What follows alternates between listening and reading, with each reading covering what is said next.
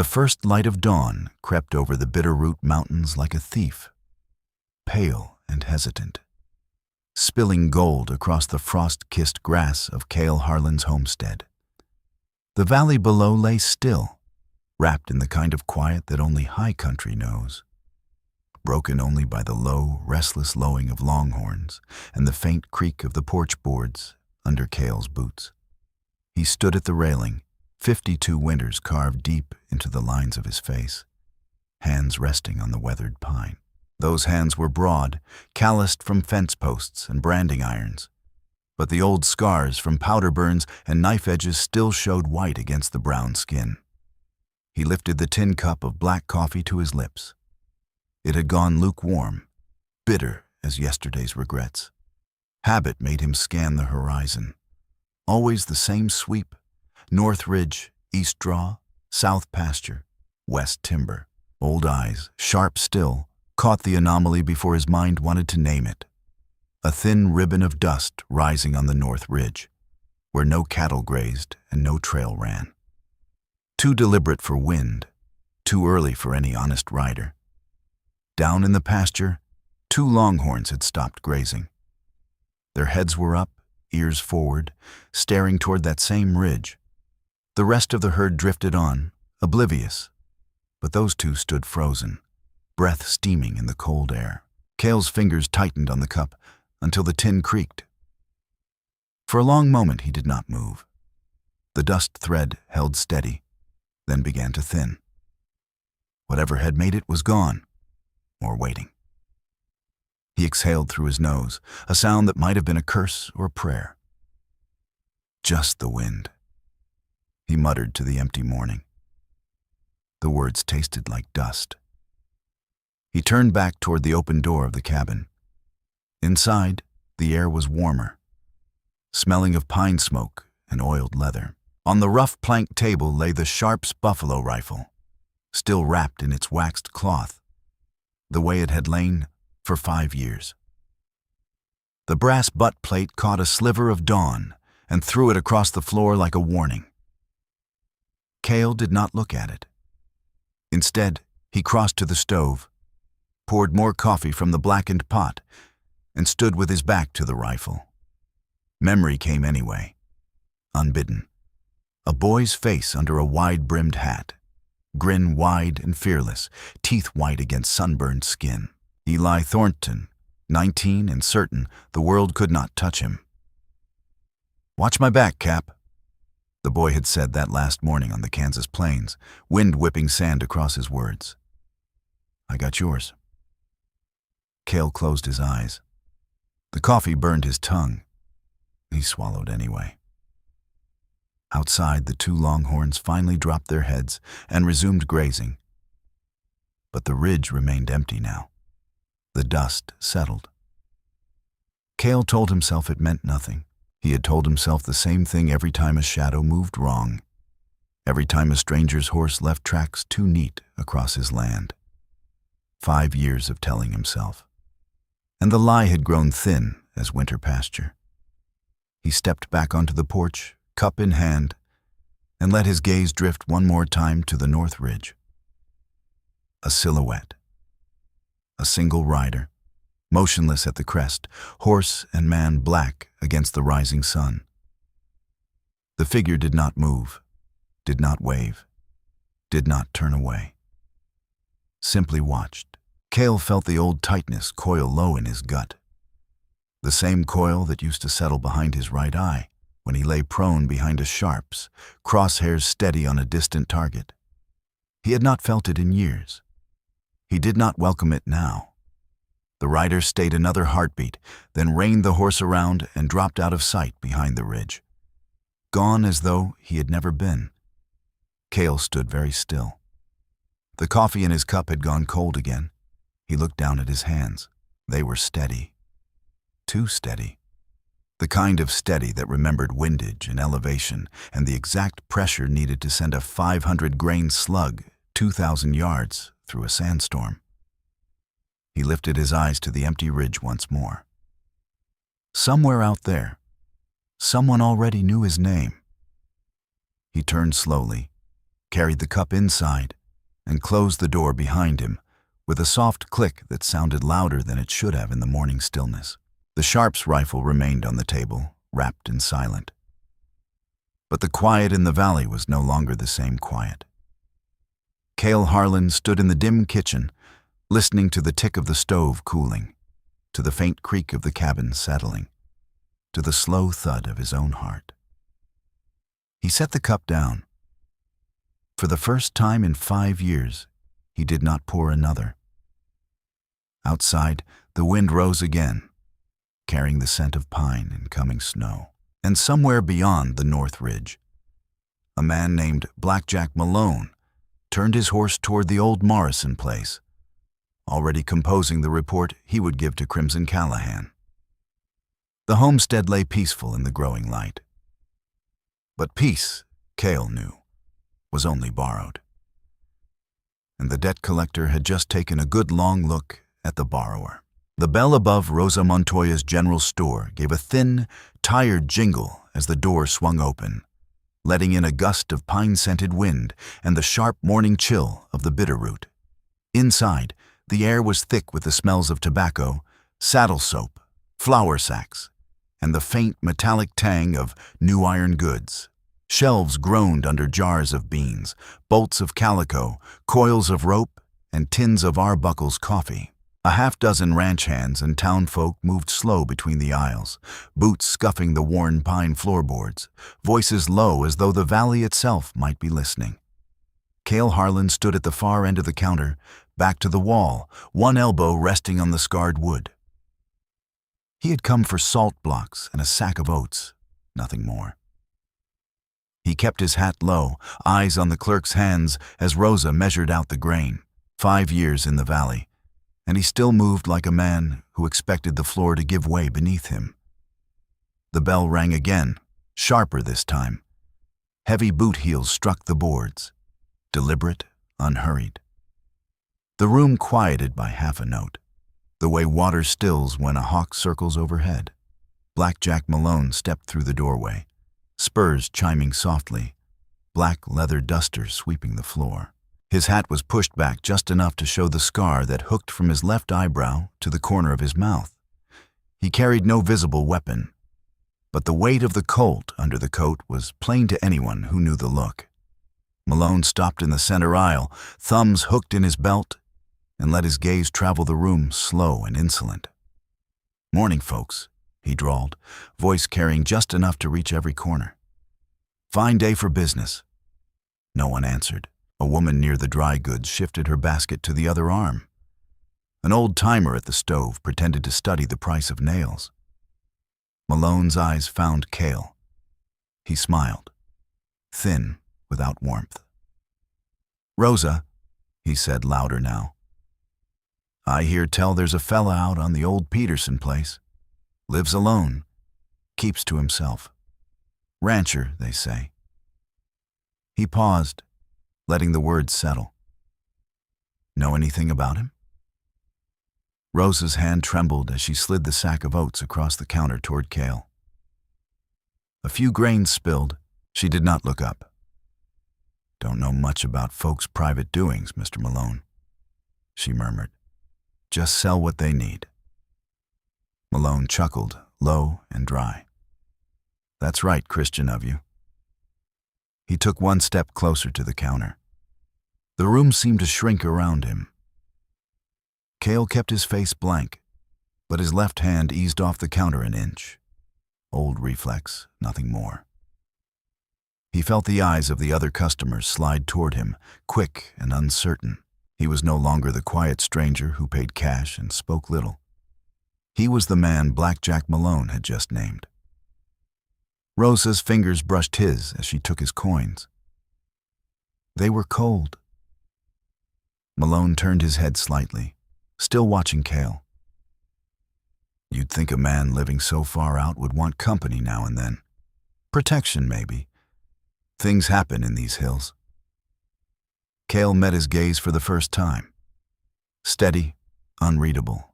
He said nothing.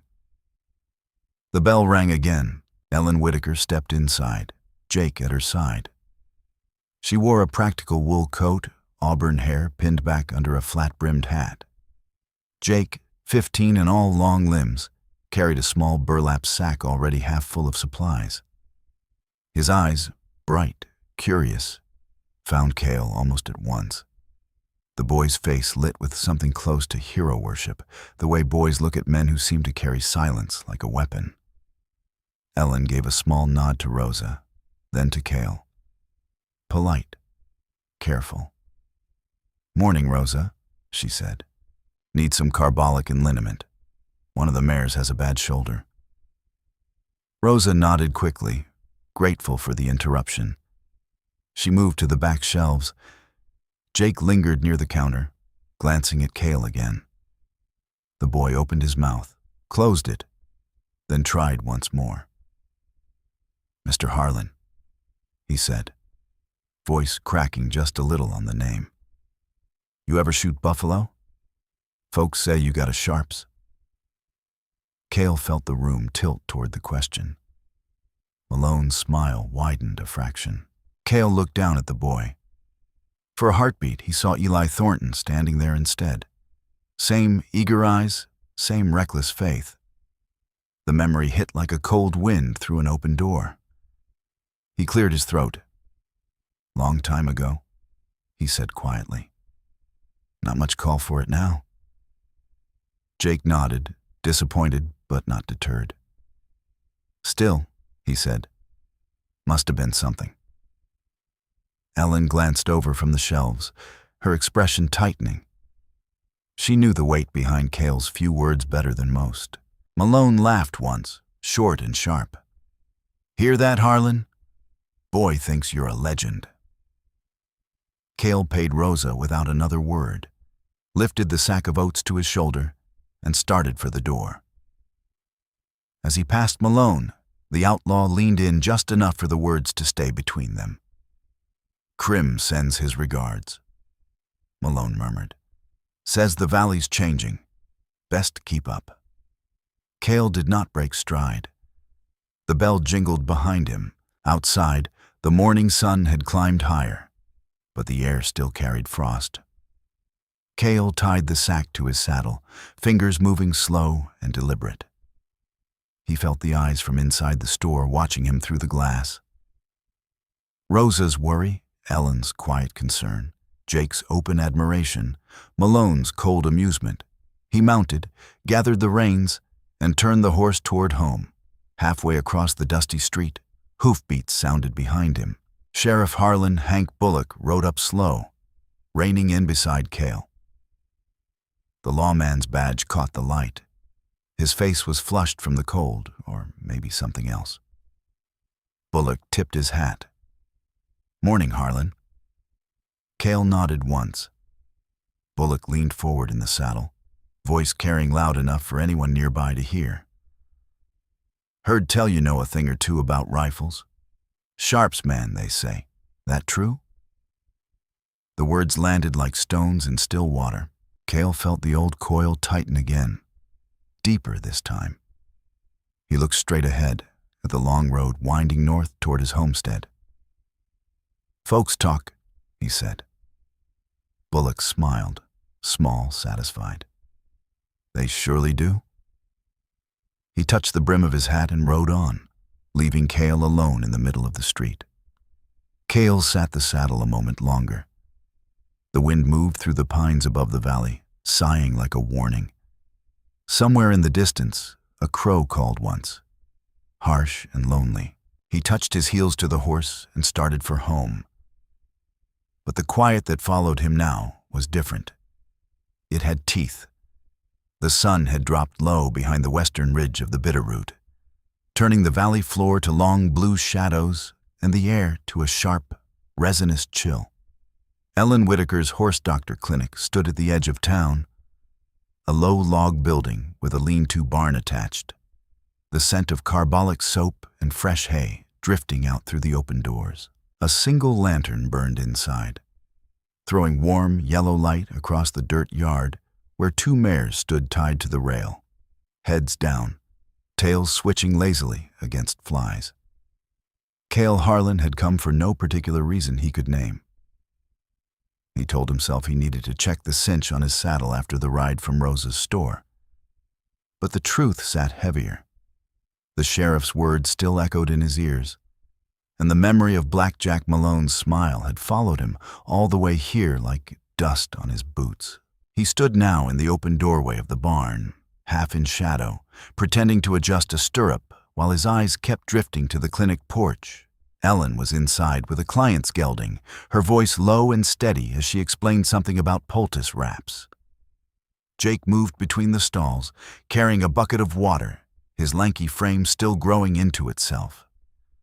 The boy glanced toward Cale once, twice, quick, hopeful looks that made something twist in Cale's chest. Then came the sound of hooves, 3 riders, slow and deliberate, turning off the main road into the yard. The lead horse was a big black gelding with a white blaze. Blackjack Malone sat easy in the saddle, coat open to show the glint of his colt. 2 others flanked him, hard-faced men in dusters, one with a Winchester across his pommel, the other chewing tobacco and spitting into the dirt. The mares lifted their heads, ears flicking. Jake froze mid-step, water sloshing over the rim of the bucket. Malone reined up in the center of the yard. He did not dismount. "Evening, Doc Whitaker," he called, voice carrying across the open space. "Thought we'd come by for a little chat, things being what they are in the valley these days." Ellen stepped out onto the porch, wiping her hands on a rag. Her face was calm, but Cale saw the quick tightening at the corners of her mouth. She tucked a loose strand of auburn hair behind her ear. "Mr. Malone?" she said evenly. "If you've got a horse needs tending, bring him in. Otherwise, I've got work."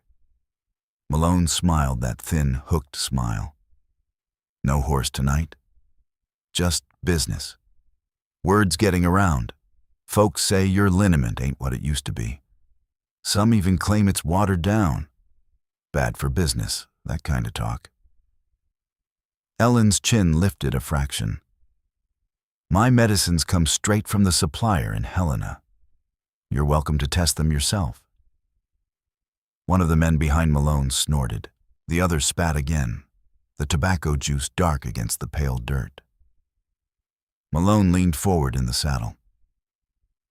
"We're offering protection, Doc. Valley's getting rough. Coyotes, rustlers. Accidents happen to folks who don't pay their share. Small fee, say $20 a month, and we make sure nothing bad comes your way. Or your boys." Jake set the bucket down hard. Water splashed across his boots. "We don't need your kind of help," he said, voice cracking on the last word but holding steady. Malone's eyes slid to the boy. Big words for a pup.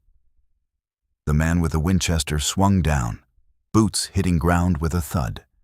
He stepped toward Jake, casual as if walking to the well. Jake squared his shoulders, fists clenched at his sides. Ellen moved fast. "Jake, inside." The man reached out, shoved Jake's shoulder, hard enough to send the boy stumbling back, boots skidding in the dirt. Jake caught himself against the porch rail, breath coming quick. Ellen's face went white. She stepped between them. "That's enough," she said, voice low but shaking at the edges. "You've made your point. We'll talk about it." Malone chuckled. "Smart woman." Cale felt the old coil snap tight in his gut. He stepped out of the barn doorway, slow, deliberate, boots scraping the gravel. The 3 men turned toward him. Cale stopped 10 feet away, hands loose at his sides. His voice came out quiet, rough from disuse. The boy was just helping his mother. Malone's smile faded a notch. He studied Cale like a man sizing up a horse he might have to shoot. Cale walked forward, eyes never leaving the man who had pushed Jake. He reached the boy, crouched without hurry, and offered a hand. Jake took it, pulling himself up. Dust streaked the boy's shirt. A small scrape bloomed red on his elbow. Cale brushed the dirt from Jake's sleeve with slow, careful strokes. More habit than anything else. He did not look at Malone, did not raise his voice. "Easy now," he said to Jake, low enough that only the boy heard. "Breathe." Jake nodded, swallowing hard. His eyes, wide, frightened but trusting, locked on Cale's face. Ellen watched from the porch. Gratitude flickered there, mixed with something deeper. Fear not just for herself, but for what this moment might cost all of them. Malone laughed again, but it sounded forced. "Look at that. The quiet man speaks." He straightened in the saddle. "We'll be back, Doc. Think on our offer." To Cale he added softer, "Crim Callahan wants a word with you, Harlan. Soon." The three riders turned their horses. Malone reined around last, looking back over his shoulder. "Crim don't like waiting," he said. They rode out, dust rising behind them in the fading light. Silence settled over the yard. The mares shifted, snorting softly. Somewhere in the pines, a jay scolded. Ellen came down the steps. She touched Jake's shoulder, then looked at Cale. Her voice was quiet, almost a whisper. "Thank you." Cale nodded once. He felt the weight of her eyes, of Jake's, of the empty road where the riders had disappeared. He turned toward his horse, untied the reins. The saddle leather creaked under his hand. Behind him, Jake spoke. Small, uncertain. "Mr. Harlan, are they going to come back?" Cale paused, one foot in the stirrup. He looked at the boy, then at Ellen. The lantern light caught the worry lines around her eyes, the stubborn set of her jaw. He swung into the saddle. "They might," he said. He reined the horse toward the road. The valley stretched dark and quiet ahead, the last red streak of sunset bleeding into the mountains. He did not look back, but he felt their eyes on him until the bend in the road took him out of sight. And in the deepening dusk, the first faint sound of hoofbeats echoed again, distant but coming closer. The first pale streak of dawn bled across the Bitterroot peaks, turning the frost on the north pasture to a thin silver crust.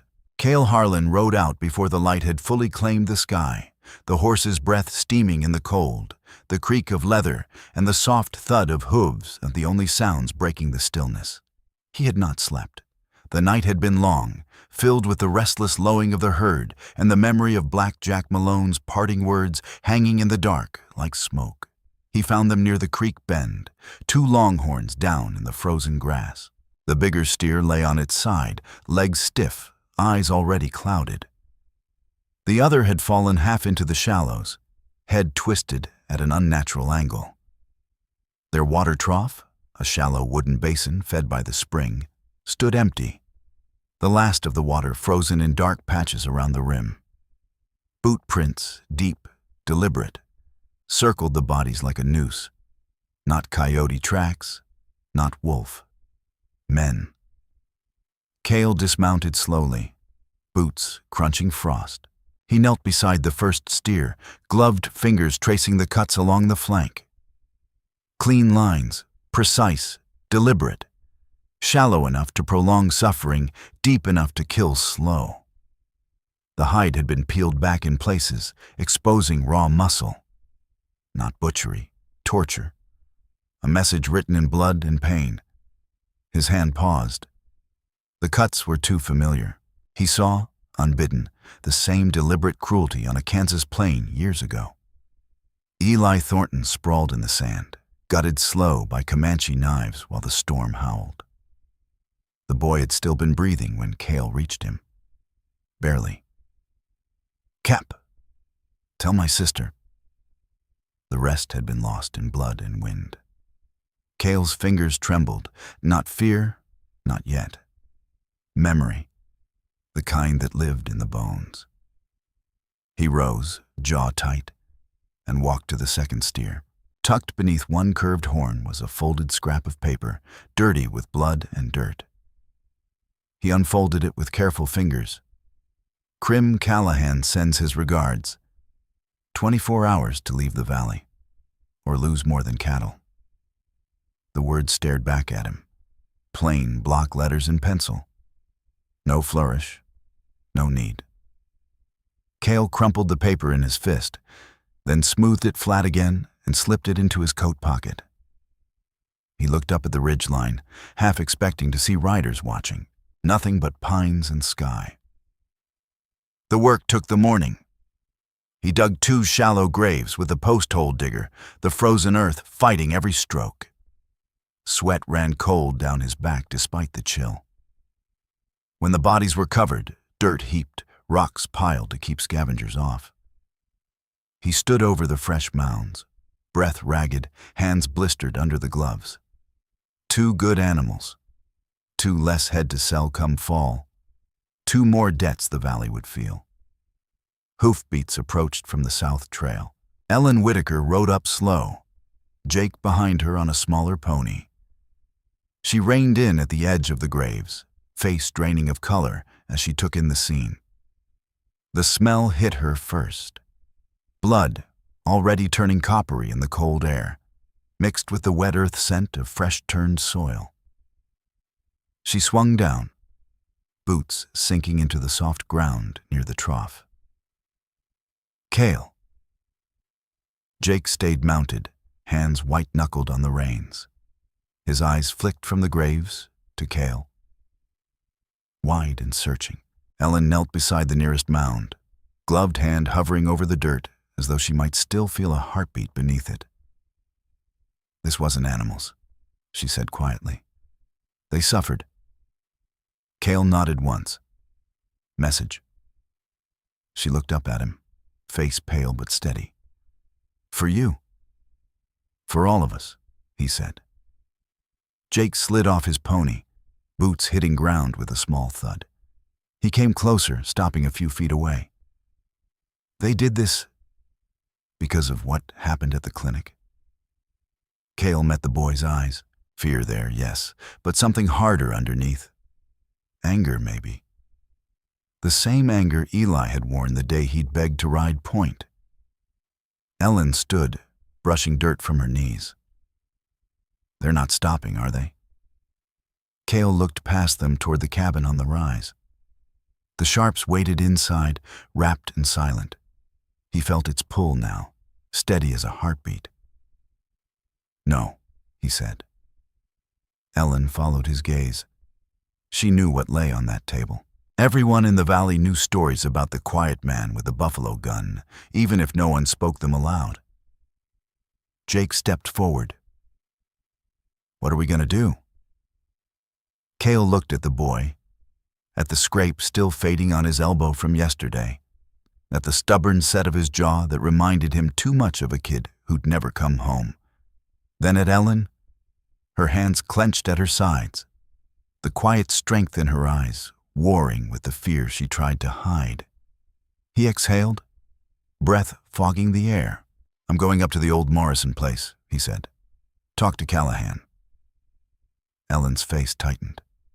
"Alone?" "Has to be."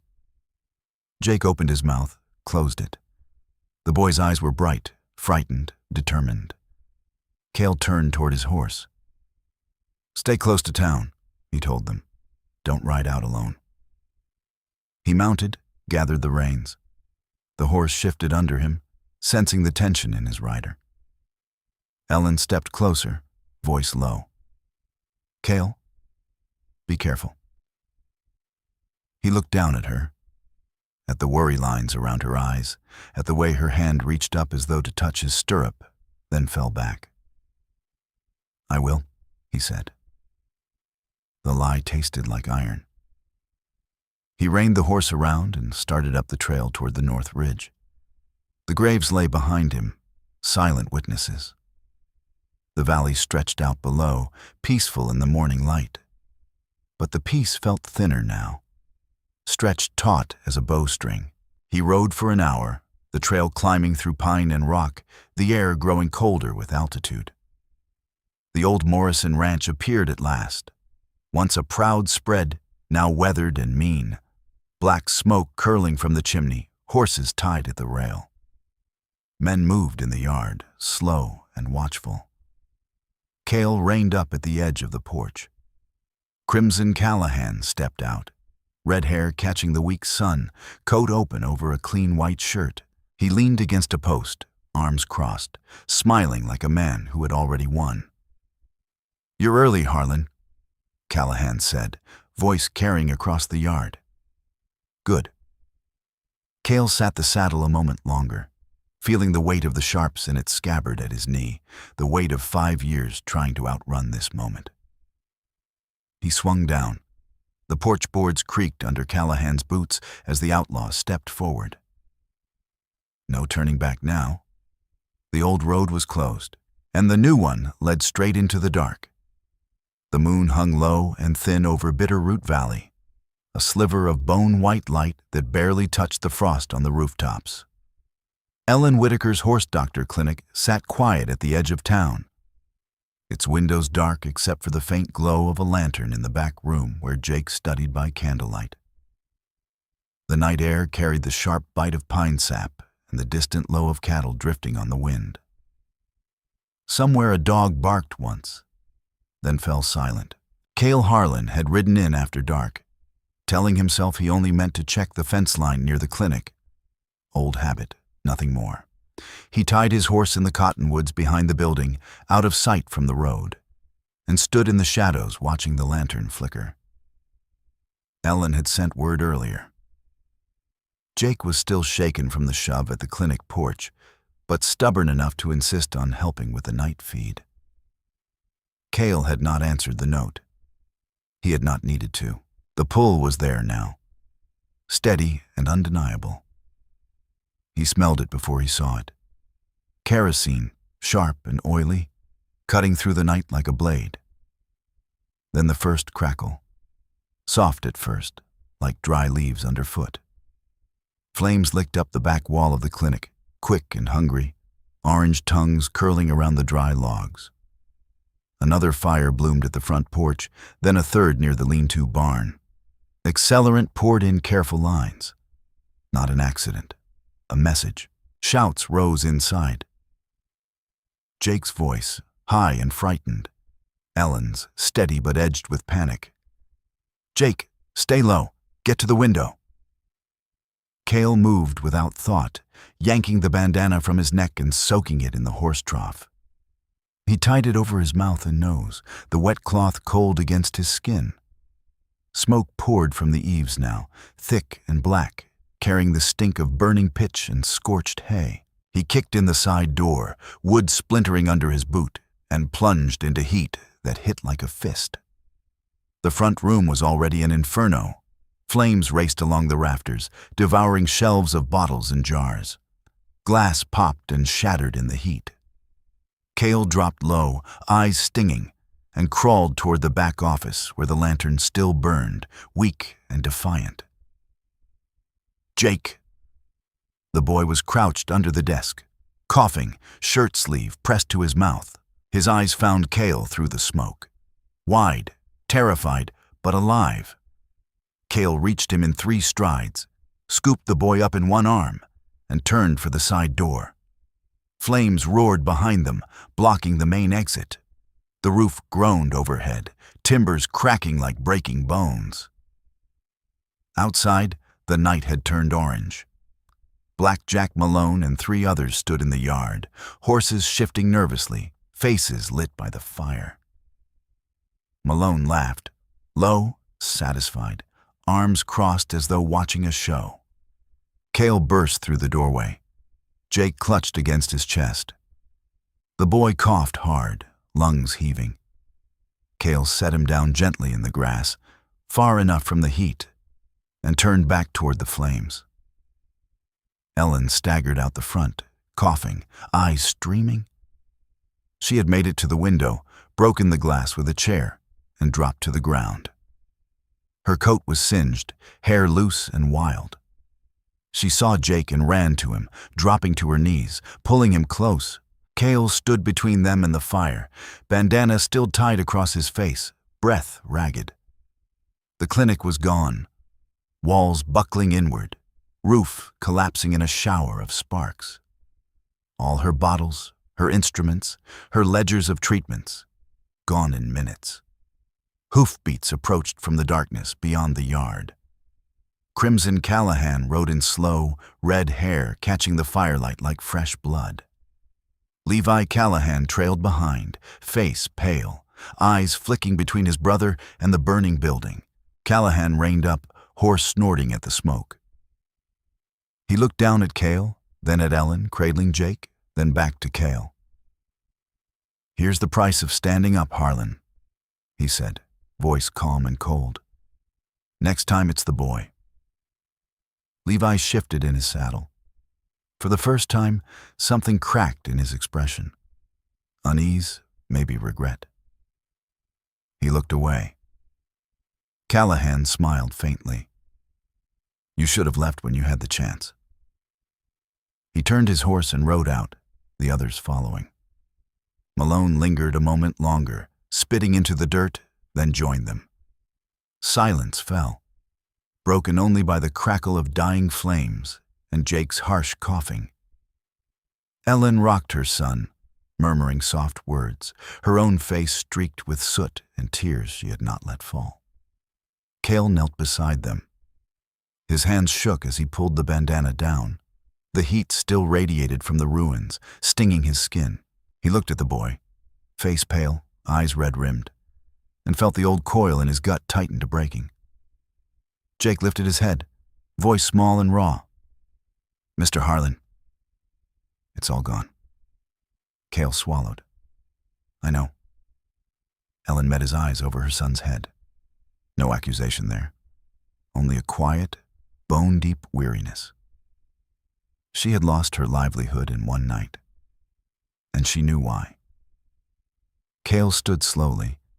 The firelight played across his face, carving deeper shadows into the lines around his mouth. He looked at the smoldering shell of the clinic, then at the road where Callahan had disappeared. He lifted Jake in his arms again. The boy was too heavy now to carry easily, but Cale did not set him down. He carried him toward the cottonwoods where his horse waited. Ellen followed, one hand on Jake's back. Cale stopped at the edge of the trees. He looked down at the boy in his arms, still coughing, but breathing steadier now. He whispered, so low only the night could hear. "No way back now." The words hung in the smoke-thick air, heavy as lead. Behind them, the last rafter of the clinic fell inward with a groan, sending a fresh plume of sparks into the sky. In the distance, a dog began to bark again, frantic, endless. The valley had heard, and it was no longer sleeping. The cabin sat dark and low on the rise above the Bitterroot, its single window glowing faint orange from the oil lamp inside. Night had come down hard after the fire, the air still thick with the ghost smell of kerosene and charred pine. Frost had already begun to rim the porch rails, and the wind moved through the pines with a low, restless moan. Cale Harlan sat at the rough plank table, coat still on, hat on the floor beside his boots. His right hand, bandaged now from a burn he had not noticed until Ellen pointed it out, rested on the edge of the table. The Sharp's buffalo rifle lay unwrapped before him, brass gleaming dull in the lamplight, the long octagon barrel still carrying the faint scent of gun oil and old smoke. Ellen Whitaker sat across from him on the other bench, coat off, sleeves rolled up. A clean strip of linen was wrapped around her forearm where a falling ember had caught her. She had refused to leave Jake at the docks in town. The boy slept now on the narrow cot in the corner, wrapped in one of Cale's spare blankets, breathing slow and ragged from the smoke he had swallowed. The silence between them was thick, broken only by the soft pop of the lamp wick and the occasional creak of the cabin settling in the cold. A knock came at the door, 3 sharp raps, deliberate. Cale's head lifted. He rose without hurry, hand drifting near the Colt at his hip. and opened the door a crack. Black Jack Malone stood on the porch, coat open, breath fogging the air. Behind him, 2 riders waited at the edge of the yard, horses shifting restlessly. Malone held a thin leather folder under his arm, old, cracked at the edges, stamped with faded army markings. "Callahan sends his compliments," Malone said, voice flat. "Said you might like to see what he dug up." Cale did not move to let him in. "Leave it on the step." Malone smiled that thin, scarred smile. "He said to make sure you read it."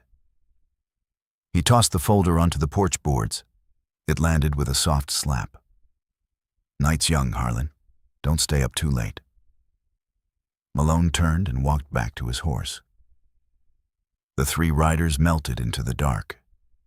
Cale waited until the hoofbeats faded before he bent to pick up the folder. He closed the door, dropped the bar, and returned to the table. Ellen watched him, eyes steady but shadowed. "What is it?" He opened the folder without answering. Inside, yellowed papers, a grainy photograph mounted on cardstock, Cale in Union blue, younger, clean-shaven, standing beside 4 other men in a Kansas dust storm. One face stood out. Eli Thornton, grinning wide, hat pushed back, 19 and fearless. Beneath the photo, a report in faded ink. Engagement at Sand Creek Draw, 15th of April 1872. Target eliminated. Spotter Thornton KIA during exfiltration. Shooter, Captain C. Harlan. Confirmed kill distance, 1,800 yards. Sandstorm conditions. Mission success. Cale's fingers tightened on the edges until the paper creased. Ellen leaned forward. "That's you." He nodded once. She reached across the table, touched the photograph lightly. "Who's the boy?" Cale exhaled, slow and ragged. "Eli Thornton, my spotter, youngest in the outfit. 19. Thought the world couldn't touch him." His voice cracked on the last word. "I took the shot. Perfect. Through the storm. But the counterfire came fast. Eli was covering our pullout. I got to him too late. He bled out asking me to tell his sister he was sorry." Ellen's eyes filled, but she did not look away. "You carried that alone?" "Figured if I buried it deep enough, it'd stay buried." Cale closed the folder. "Didn't." He reached for the sharps. His hands, steady despite everything, lifted the rifle, turned it slowly. He pulled a soft cloth from his pocket and began to wipe the barrel. Slow strokes, methodical. The metal gleamed under the lamp. "I thought I could leave it behind," he said quietly. "Plant seed, raise beef, watch the seasons turn. But the land don't let you forget. And neither do men like Callahan." Ellen watched the cloth move.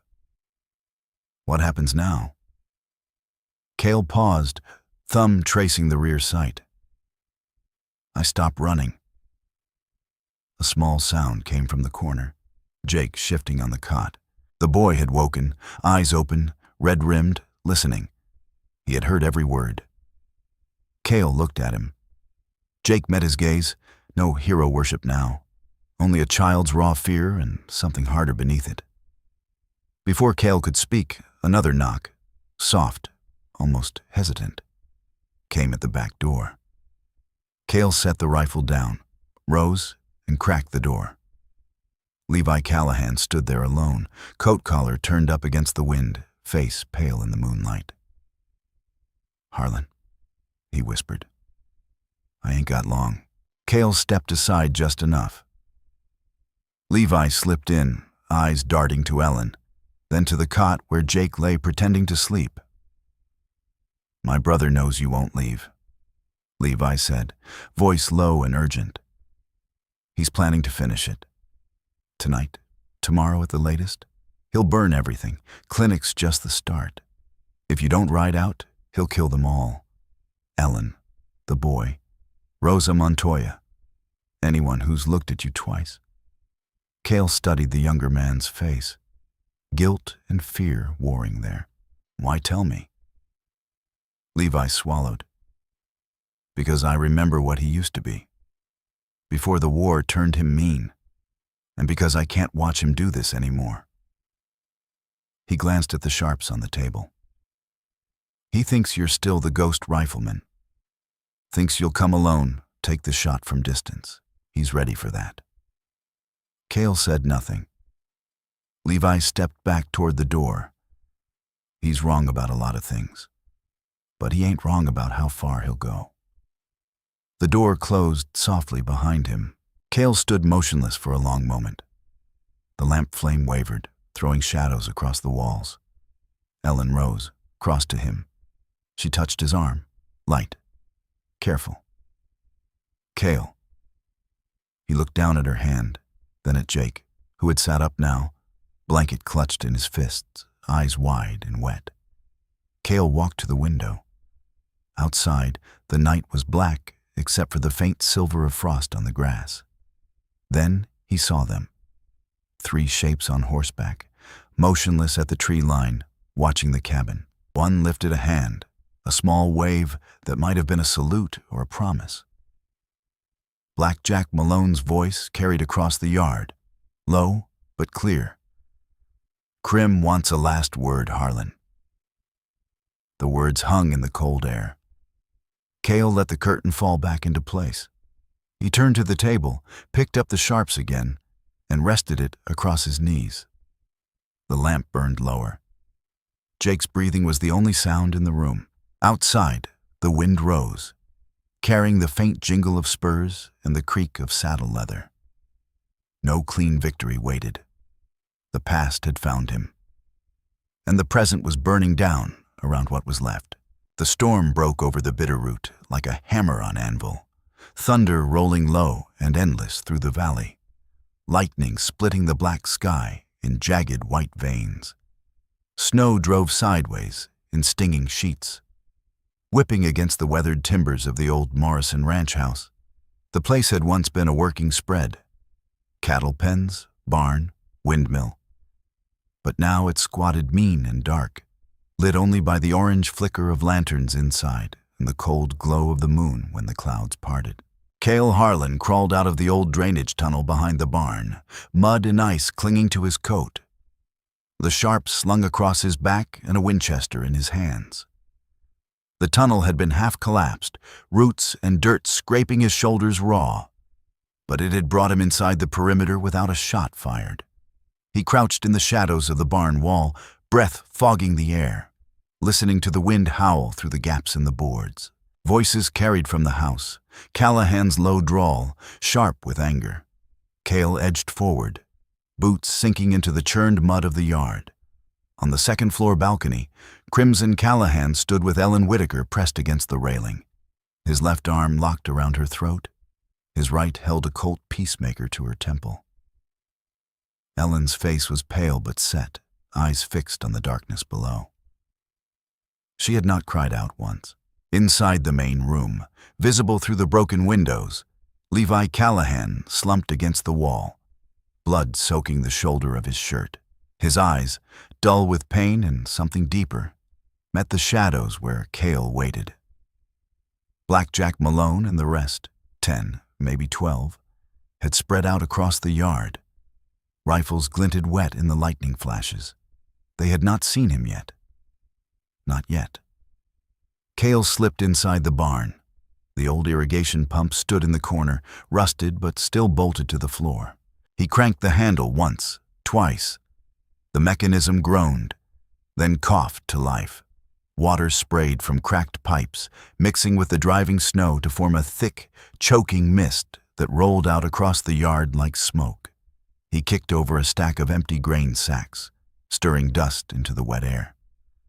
Visibility dropped to yards. Shouts rose outside. "What the hell?" Malone's voice sharp. "Lights, get the lanterns." Cale moved then, low and fast, through the mist. Lightning cracked again, illuminating the yard in stark white. He saw Malone turn, rifle rising. Cale fired once from the hip. The Winchester's report was swallowed by the storm. Malone staggered, clutching his chest, then dropped to his knees in the mud. He did not rise. The others opened fire. Blind, panicked shots cracking into the barn wall, splintering wood. Cale rolled behind a hay wagon, breath burning in his lungs. A bullet clipped his right arm, hot line of pain, blood soaking through his sleeve. His hand went numb, the Winchester suddenly heavy. He switched to the sharps one-handed, the familiar weight steadying him even as blood dripped onto the stock. Callahan's voice boomed from the balcony. "Show yourself, Harlan, or she dies right here." Cale stepped out into the open, mist swirling around his legs. Lightning flashed. Callahan saw him, red hair plastered to his skull, eyes wild. "You're still the Ghost Rifleman," Callahan shouted over the wind. "One shot. Make it count." Cale lifted the sharps, barrel steady despite the tremor in his wounded arm. The scope was useless in the storm. He sighted down the iron instead. Callahan tightened his grip on Ellen. She moved then, sharp, sudden. Her elbow drove back into Callahan's solar plexus. He grunted, arm loosening just enough. Ellen twisted free, diving to the side as Callahan fired. The shot went wide, splintering the railing. Cale fired. The sharps bucked against his shoulder. Callahan jerked, blood blooming dark across his white shirt. He staggered, clutching the wound, then lunged forward, boots slipping on the wet balcony boards, toward Ellen. Cale dropped the sharps, drew his Colt, and closed the distance. Callahan met him at the foot of the stairs, both men sliding in the mud. Callahan swung wild. Cale took the blow on the forearm, pain exploding up his wounded arm. He drove his shoulder into Callahan's gut, both men going down hard. They rolled, fists and elbows, the storm roaring around them. Callahan's hand found his throat. Cale pried it loose, drove a knee into the man's side where the bullet had hit. Callahan gasped, blood bubbling at his lips. "You think you can protect them all?" Callahan rasped, face inches from Cale's. "You're just one man." Cale looked into the eyes, hate, pain, something almost like regret. He pressed the Colt to Callahan's chest. "I'm a rancher," he said quietly. He pulled the trigger. The shot was lost in thunder.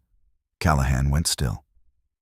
Cale rolled off him, chest heaving, blood mixing with rain and mud. He looked up. Ellen was on her feet, coat torn, breathing hard. She had picked up a fallen rifle from the porch. Levi staggered out the door, clutching his shoulder, eyes fixed on his brother's body. Hoofbeats, many now, thundered up the trail. Lanterns bobbed in the dark. Rosa Montoya's voice called out, sharp and fierce, "Cale, we're here!" The posse, ranchers, Lopez brothers, old Tom Whitaker, rode in, rifles ready. They fanned out, taking the remaining outlaws without a fight. The storm began to ease, snow falling softer now. Cale knelt beside Callahan's body. The man's face was slack, red hair dark with wet. No hate left in it, only exhaustion. Levi limped over, dropping to one knee beside his brother. His voice cracked. He lost the minute he thought he could do it alone. Cale said nothing. His right hand trembled now, steady tremor that would never quite leave. The old wound from the burn, the fresh graze, the years of carrying too much. He looked at the sharps lying in the mud, then at Ellen and the riders gathering. The storm passed.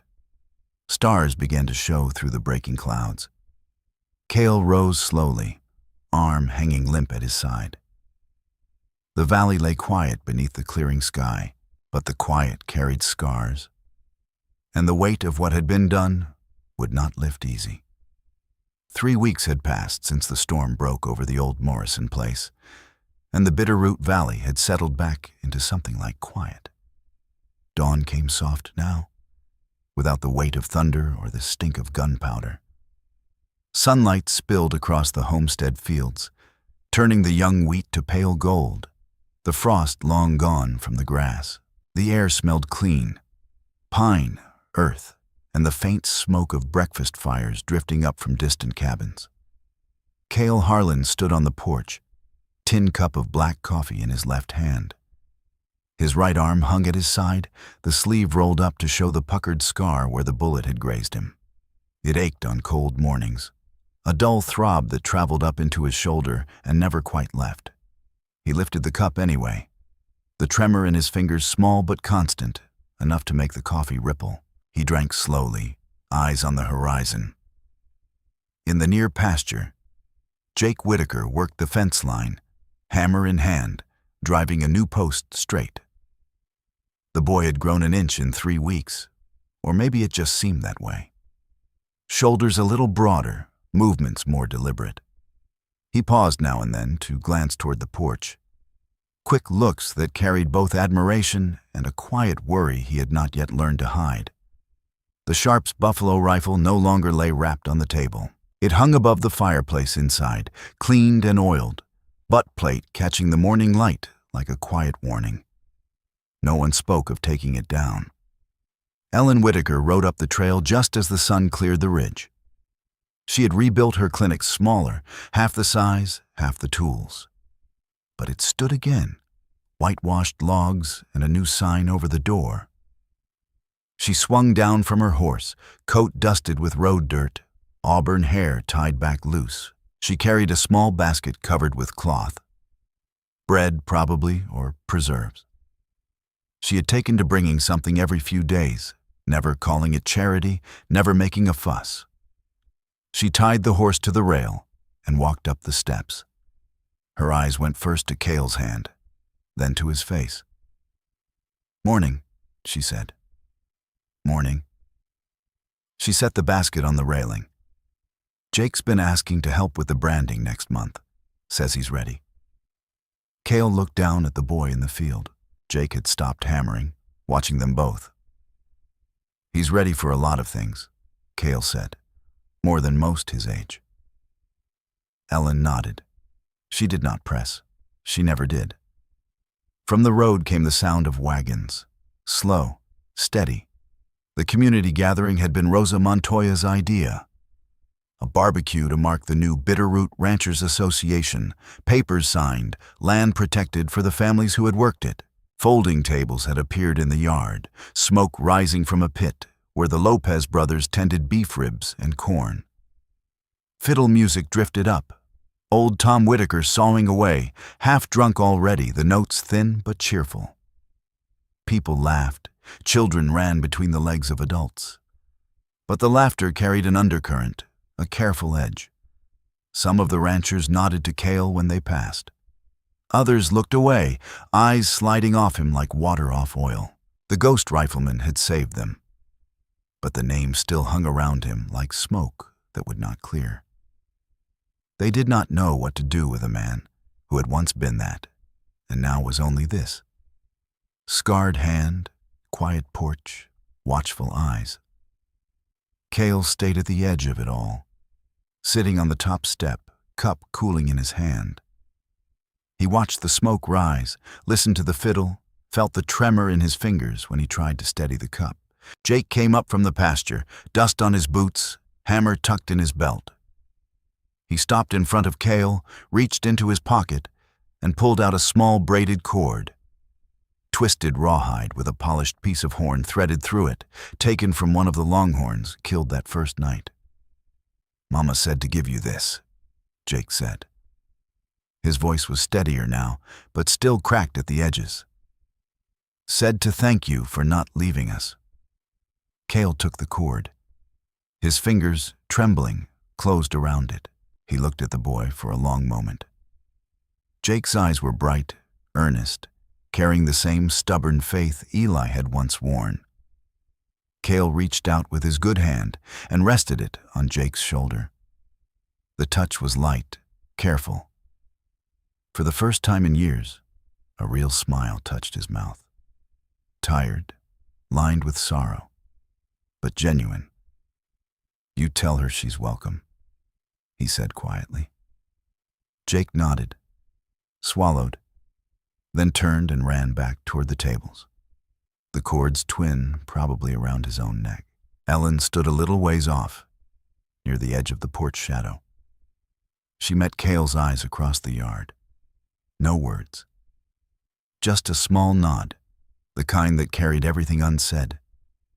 She turned back to the gathering, but her posture stayed turned toward him, like a compass needle finding north. At the far fence line, Levi Callahan sat his horse, hat pulled low. He had healed enough to ride, enough to stay in the valley. He did not come closer. He watched the smoke, the laughter, the children running. Then he looked once at Cale, long, steady, before reining his horse around and riding out along the ridge trail. He did not look back. Cale rose slowly. His right arm protested, but he ignored it. He walked to the porch rail, leaned against it, and looked out over the wheat field. The stalks moved in the morning breeze, whispering secrets only the land knew. He lifted the small horn pendant, turned it in his fingers. The scar on his hand pulled tight. He whispered into the wind, so low no one else could hear. "Eli, the land won." The words drifted away, carried on the breeze across the fields. No fairy tale ending waited. No clean slate. Only this: a scarred hand, a quiet porch, a boy who looked at him like he might still matter, a woman who stayed close without asking for more, and a valley that had learned, slowly, painfully, that some things were worth holding on to. Cale slipped the cord over his head. The horn rested against his chest, cool against the warmth of his skin. He stayed on the porch, watching the sun climb higher, the wheat sway, the smoke rise. The gathering went on behind him, laughter, music, the clink of plates. But Cale Harlan remained where he was, watching, waiting. Not for the next fight, just for the next dawn, and whatever it might bring. Finally, let me send my deep thanks to you. Thank you for listening.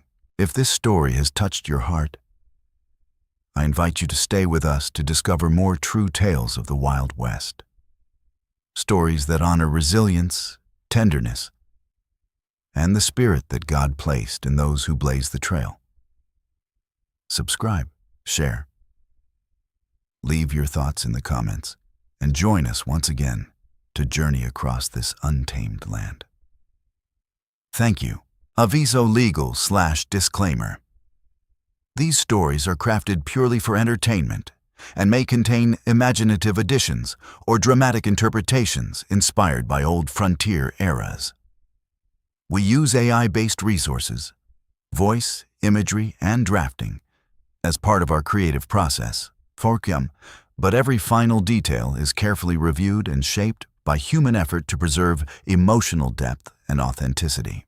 We strictly follow YouTube's rules regarding AI-generated content and refrain from deepfakes, altered identities, or misleading representations. All images, sounds, and related materials are lawfully obtained. Please do not reuse, modify, or distribute any portion of this content without written permission. Thank you for valuing creativity, respect, and original work.